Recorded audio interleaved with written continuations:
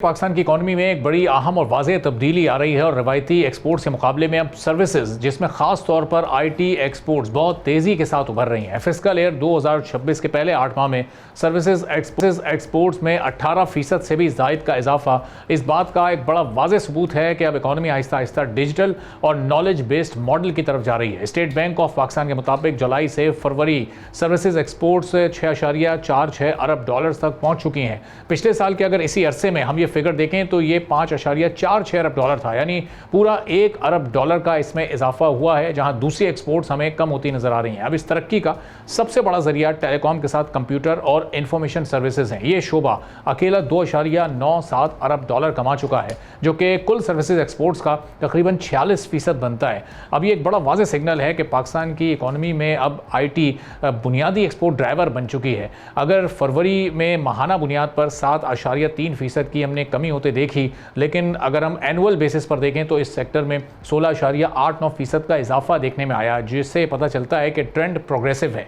अब फरवरी की इस कमी के पीछे ज़्यादातर प्रोजेक्ट बेस्ड अदायगियों में कुछ डिले हुआ, उसके साथ साथ आलमी गैर यकीनी सूरत हाल जो कि इस वक्त दुनिया भर में हम हालात देख रहे हैं, और फिर FX रुकावटों की वजह से थी जो टेम्पररी इस वक्त मुश्किलात हैं। लेकिन पॉलिसी सतह पर भी हमने बहुत अहम डेवलपमेंट्स देखी हैं जिनका बड़ा अहम किरदार रहा है। IT फ्रीलांसर्स के लिए आसानियों के अलावा डॉलर रिटेंशन की सहूलत और फिर टैक्स प्रिविलेजेस ने एक्सपोर्ट्स को बढ़ाया है और उसको मदद दी है बढ़ने में। उसके साथ साथ आलमी सतह पर सस्ती और हुनरमंद लेबर की वजह से पाकिस्तान की IT सर्विसेज की मांग में बहुत ज़्यादा इजाफा हो रहा है। लेकिन एक अहम मसला भी मौजूद है, एक्सपोर्ट्स के साथ साथ सर्विसेज इंपोर्ट्स भी बढ़ रही हैं, जिसकी वजह से नेट सर्विसेज बैलेंस अब भी हमें थोड़ा सा नेगेटिव दिखाई देता है। इसका मतलब यह है कि तरक्की के बावजूद मुकम्मल फ़ायदा हासिल करने के लिए मज़ीद रिफॉर्म ज़रूरी हैं, और अगर ओवरऑल यही रफ्तार रही, यही ट्रेंड बरकरार रहा, तो फिस्कल ईयर 2026 में IT एक्सपोर्ट्स को हम शायद 4.5 अरब डॉलर से भी ऊपर जाता देख सकते हैं, और एक आउटसाइड चांस पैरल बहुत कम है कि शायद 5 अरब डॉलर के करीब भी हम पहुँच जाएँ, जो कि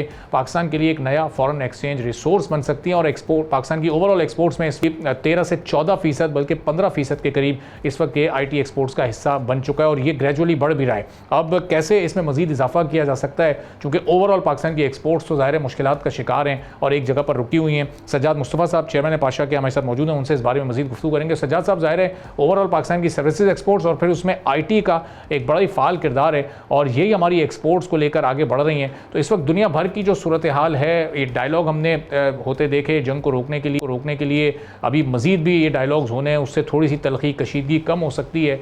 तो ये इसमें थोड़ा सा डेंट लगा हमारी एक्सपोर्ट्स को, या वो ट्रेंड जो पहले चलता हुआ आ रहा था वो बरकरार रहा और आगे भी इसी तरह पॉजिटिविटी हमें दिखाई देगी? नहीं, देखें, जब भी ओवरऑल ये जो अभी डेंट हुआ है, ये एक ओवरऑल वर्ल्ड इकोनॉमी के ऊपर हुआ है। ये सिर्फ पाकिस्तान स्पेसिफिक नहीं हुआ, ये रीजन स्पेसिफिक नहीं हुआ, इसका ग्लोबल इम्पैक्ट हुआ है। जब ग्लोबल इम्पैक्ट होता है, ये ग्लोबल रिसेशन की तरफ दुनिया जाती है, स्टॉक मार्केट्स गिरती हैं, तो ऑब्वियसली हर बंदा बेल्ट टाइटनिंग करता है और उसका इम्पैक्ट हमारी एक्सपोर्ट पर भी होगा। हाउएवर व्हाट इज इम्पोर्टेंट, और जो ग्रीन इसमें मुझे the light at the end of the tunnel जो नजर आ रही है, कि अगर आप अपनी पॉलिसीज को दोबारा रीस्ट्रक्चर कर सकें और अपने इंसेंटिव्स को कंटिन्यू कर सकें या बेहतर कर सकें, तो ये हम एक अपॉर्चुनिटी के तौर पे भी देख सकते हैं। जहाँ पे जब ग्लोबली अगर आप देखें तो हमारी एक्सपोर्ट माशाल्लाह at 70% trade surplus is growing at the fastest pace, और अब हम सबसे बड़ा सर्विसेज सेक्टर हैं, सिंगल सर्विसेज सेक्टर हैं। वहाँ पे हमें सबसे मेजर जो ये भी देखना है कि दुनिया के मुकाबले में हमारा नंबर अब भी इतना बड़ा नहीं है, और बड़ा और मजीद बहुत बड़ा हो सकता है। हम लोग अपने फुल पोटेंशियल के करीब भी नहीं है अभी, और उस पोटेंशियल को अब जब ग्लोबली रिसेशन आती है तो दोबारा जो IT के कॉन्ट्रैक्ट्स होते हैं, तो कस्टमर्स दोबारा मार्केट में जाते हैं मजीद काम देखने के लिए, अपने एग्जिस्टिंग वेंडर से ज्यादा बेहतर और सस्ते वेंडर्स ढूंढने के लिए बिजनेस दोबारा मार्केट में आती है। तो यहाँ पे हमारी कंपनीज के लिए एक अपॉर्चुनिटी है, अगर हमारी नेशनल लेवल पे पॉलिसीज ठीक हो, टैक्सेशन की, इंटरनेट एनेबलमेंट वगैरह की पॉलिसीज ठीक हो, तो जो नया काम मार्केट में आ रहा है, वी हैव अ चांस कि हम उसको भी मजीद ग्रैब कर सकें और अपने जो नंबर्स हैं उनको मजीद बेहतर कर सकें, बिकॉज मजीद बिजनेस भी आएगा। तो सज्जाद साहब, ये जो डॉलर रिटेंशन की पॉलिसी में नरमी की बड़ी पहले से बात होती रही है, अब ये इससे कितना फ़र्क पड़ेगा? ये 50% अमाउंट जब लाने की इजाज़त होगी, या $25,000 तक ये विंडो को बढ़ा दिया गया है, तो ये इसमें मज़ीद भी इजाफा होना चाहिए, और ये हमारे नंबर्स को कितना ऊपर लेकर जा सकता है? देखें, जो कंपनीज की जो एक्सपोर्ट्स बढ़ती हैं ना, वो ज़्यादातर कंपनीज की तरफ कॉर्पोरेट सेक्टर के एरिया में बढ़ती हैं। वो प्राइवेट सेक्टर में फ्रीलांसर से ज़्यादा जो कॉर्पोरेट एक्सपोर्ट्स होती हैं उनका एरिया उनसे बढ़ती हैं। और अगर उस पर देखें तो हमने पॉलिसीज में कोई मजीद मैसिव इम्प्रूवमेंट नहीं की फिलहाल। 50% रिटेंशन पहले भी थी, वो अब भी है। वो हम चाह रहे हैं कि ज़्यादा हो और वो प्रोसेस जो है सारा ऑटोमेट हो सके ताकि जल्दी हो सके। दूसरा, हमारा जो FTR है वो इस वक्त 2026 में एक्सपायर कर रहा है जून में। सो हमें इस वक्त की अशद ज़रूरत यह है कि हम फ़ौरन अनाउंस करें कि वो अगले 10 साल के लिए या एटलीस्ट 5 साल के लिए वो दोबारा रिन्यू होगा, ताकि कंपनीज को ये बात मालूम हो कि कंसिस्टेंसी ऑफ पॉलिसी रहेगी और वो मजीद अपनी ज़्यादा एक्सपोर्ट पाकिस्तान से कर सकें। तीसरा एक बहुत मेजर एलिमेंट ये है कि हमारा जो इस वक्त हमारी वाहिद इंडस्ट्री है जहाँ पे दो फर्क किस्म के टैक्सेशन है between freelancers and remote workers and our employees.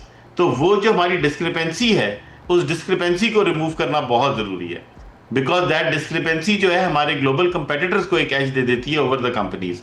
तो वो डिस्क्रिपेंसी रिमूव करने की बहुत जरूरी है, तो जरूरत है। सो इसी तरह अगर हम दो चार एक और बहुत मेजर एलिमेंट है जिसने फॉरेन इन्वेस्टमेंट रोकी हुई है और इवन लोकल इन्वेस्टमेंट रोकी हुई है आईटी के अंदर, वो ये है कि हमारे यहाँ जो कैपिटल गेन्स टैक्स है वो तकरीबन 40% से ऊपर है। So we have to make it more attractive ताकि लोग जो हैं इस even in this risky environment मजीद इन्वेस्ट करें हमारी आईटी सेक्टर में, ताकि हम फॉरेन डायरेक्ट इन्वेस्टमेंट भी ला सकें और लोकल इन्वेस्टमेंट भी ला सकें। तो ये अगर हमने 3-4 चीजें कर ली तो इंशाल्लाह हम लोग अपने इस एक्सपोर्ट को डबल भी कर सकते हैं। तो सजाद, ये जो इस वक्त अभी दुनिया का माहौल बना हुआ है, सी ट्रेड ऑलमोस्ट हर मुल्क की इस वक्त डिस्टर्ब है, ऑयल प्राइसेस बढ़ने से कॉस्ट बढ़ रही है, ममालिक की एक्सपोर्ट्स के फिगर्स नीचे आ रहे हैं। तो ऐसे में हमारे जैसे ममालिक के लिए तो जो आईटी का शोबा है ये एक बड़ा गेम चेंजर साबित हो सकता है। तो इन पॉलिसीज़ में जो पहले की स्पीड थी, पेस था, उसमें ये मज़ीद तेज़ी लाने की ज़रूरत है कि हमें अपनी ओवरऑल एक्सपोर्ट्स को भी कवर करना है। जो अगले 3-4 साल के हम टारगेट्स ओवरऑल एक्सपोर्ट्स के रखे हुए हैं, आईटी एक्सपोर्ट्स के रखे हुए हैं, उन तक अगर पहुंचना है तो फिर तो बहुत ज़्यादा फोकस की इस वक्त ज़रूरत है। जी, बहुत ज़्यादा फोकस की ज़रूरत है और हमें टाइमली और बड़े एक्टिवली और बड़े एजिलिटी से एक्ट करना है। हमें, मेरे ख्याल में हमारी जो रिक्वेस्ट है कि ये नहीं है कि अगले फाइनेंस बिल 30 जून तक वेट करें, जो भी पॉलिसी इंटरवेंशंस करनी है वो आज करें, बिकॉज वी बिलीव कि हमें अब हमारे पास ये इतनी लग्जरी नहीं है कि हम 1 साल का इंतजार करें और फिर हम पॉलिसी इंटरवेंशन करें। Time is now, this is the time to do it. तो जो भी मेरे तो तमाम लोगों से यही रिक्वेस्ट होती है कि अब वो वक्त गुजर गया, स्पेशली इन आईटी जहाँ पे दुनिया इतनी जल्दी चेंज हो रही है और वैसे भी ग्लोबली इकोनॉमिक एनवायरनमेंट इतनी जल्दी चेंज हो रहा है और पॉलिटिकल एनवायरनमेंट और इतनी जल्दी चेंज हो रहा है कि हमें साल की पॉलिसी नहीं बल्कि फौरन कल हमें अनाउंस करने चाहिए जो भी इंसेंटिव्स हमने एग्री किए। और सजा साहब, हम देख रहे हैं कि हम साल में कोई 2-3 बड़े इवेंट्स भी ऑर्गेनाइज कर लेते हैं, दीगर ममालिक के डेलीगेशंस भी वहाँ पर आ जाते हैं, हम भी दूसरे ममालिक में जाकर इवेंट्स को अटेंड करते हैं। तो ये इन सारे इवेंट्स को हम प्रॉपर कैपिटलाइज कर रहे हैं, जो इनसे हमें फ़ायदा हो सकता है। हमारी मार्केट आगे बढ़ रही है, नई मार्केट्स को हम एक्सप्लोर कर रहे हैं इन इवेंट्स के ज़रिए, और हुकूमत इसमें सपोर्ट कर रही है। जी एब्सोल्युटली, हम लोग जो टैक्स डेस्टिनेशन पाकिस्तान का जो एक हम लोगों ने एक लोगो या एक मंत्रा या एक ब्रांडिंग बनाई थी, जिसको मिनिस्ट्री ऑफ आईटी ने बनाई और उसके बाद हमारी इंडस्ट्री ने भी ओन की, पूरे मुल्क ने ओन किया, और वो हमने ग्लोबली लेके गए। हम लीप पे लेके गए उसे, हम जायटेक्स दुबई में लेके गए, हम यूएस में लेके गए, हम लंदन में लेके गए, और सारे एक ही ब्रांडिंग, एक ही फ्लैग के नीचे सारे इकट्ठे होके गए। सो उससे हमें फ़ायदा हुआ है। हर इवेंट का रिटर्न ऑन इन्वेस्टमेंट कंप्यूट किया जाता है कि जी हमने इस इवेंट पे अगर इतना पैसा लगाया तो कितने MOU साइन हुए, कितने एग्रीमेंट साइन हुए और कितना पैसा उन मुल्कों से आया। तो they are very accurately monitored by PASHA as well as by Pakistan software export board, और उसी से हम अपनी स्ट्रैटेजी आगे बनाते हैं। जी सब्सक्राइब करें और बेल दबाएं ताकि कोई खबर रह न जाए।